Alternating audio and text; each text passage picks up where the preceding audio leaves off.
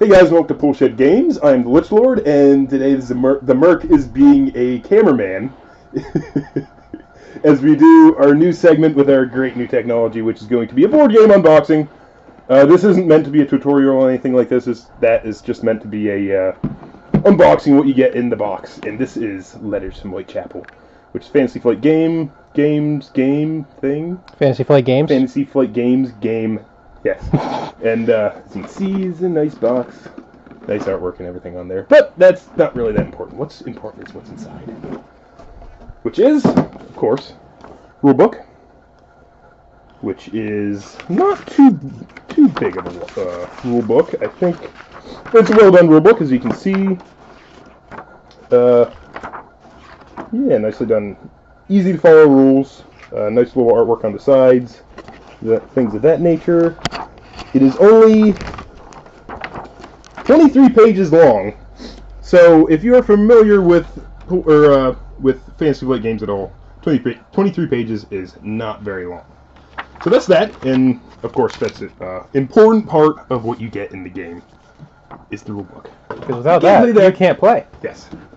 This is Jack the Ripper's layout. The Jack the Ripper player basically uses this to plot his turns in advance. It's the mini view of the map, and some of the other stuff that the Jack the Ripper can do on there, so forth and so on. But basically that gets set up something like this, where Jack the Ripper player will be behind that. There are some players, and the game itself is on... This is a pretty big board, remember? Pretty big board, yeah. Move this to the side a little bit as I try to figure out how to open the game up. There we go. Which is this big, very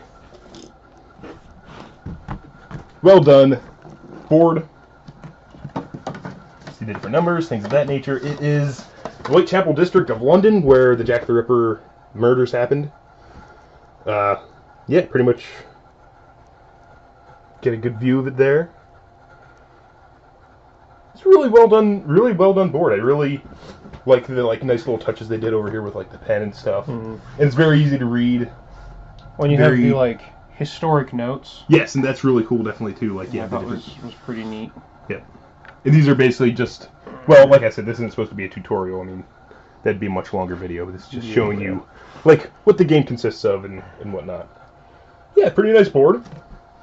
The rest are player pieces and so forth, which you have different types, which that's the Patrolling Constable.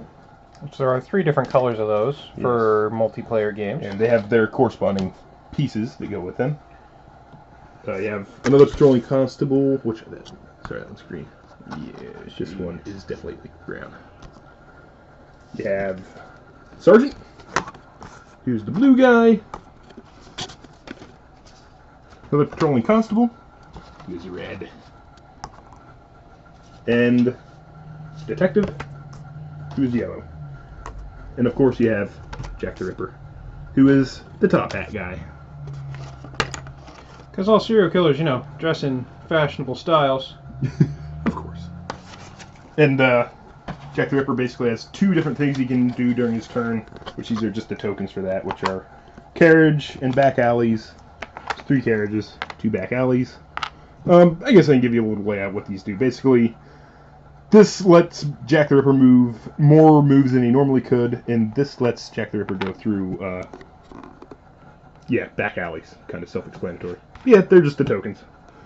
These are the Soiled Doves. Soiled Doves, who Jack the Ripper is attempting to murder, as basically the other guys try to catch him afterwards. You don't have the option of stopping Jack the Ripper. You more or less just have the option of trying to catch him after he's killed, and there's a few of them. I think there's 5, I believe. Then you have, with the different cards, you have these, which are just the characters, which I'm pretty sure you can play without these. No, these donate who in the police side is the leader. Okay. Yeah. So they go with those cards. Some other things, you just have some tokens. I think they're murder tokens, like where a body is found. These are clue tokens. There's 2 types. There's also blue, which I'm not exactly sure what the blue do. I don't remember. I don't remember. I don't think we ever had to use them. And there are also the optional letters you can use if you feel like you want to. We didn't use those. And last but not least, well, not quite last, this is what Jack the Ripper plots his turn on, which is a little piece of paper. Basically, you decide, how many spots you're going to move and things of that nature. But yeah, there's one thing I am kind of concerned about with this game is if you play it enough, there's a limited amount of these, but they'd be pretty easy to copy also. So that's really no big deal. There are some other tokens in here which are just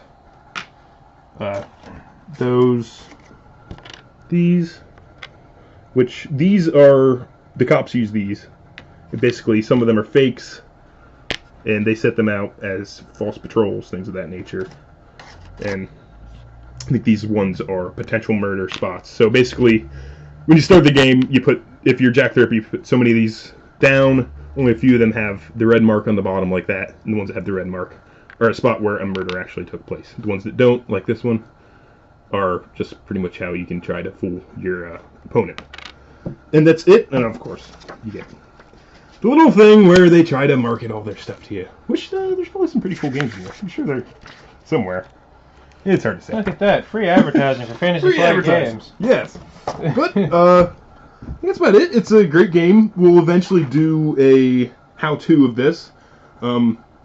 This is just a look at all the different stuff that comes with it and the quality of the stuff. I really like the tokens. They're made of wood, I think. They're made of wood. Yeah, they're made of wood. They're nice tokens. They look cool. And they kind of have that old-school gaming feel to them, which you just don't get much anymore. Everything's well done. It's a really great game. We enjoyed playing it when we did. And I think that's it for this one. Let us know what you thought. If you enjoyed this video, like and subscribe, favorite. Comment if you have played Whitechapel, and tell us how your experience of the game was, because we really enjoyed it the first time we played. And we look forward to playing it many, many more times with many, many more people. So that's it for now, and thank you.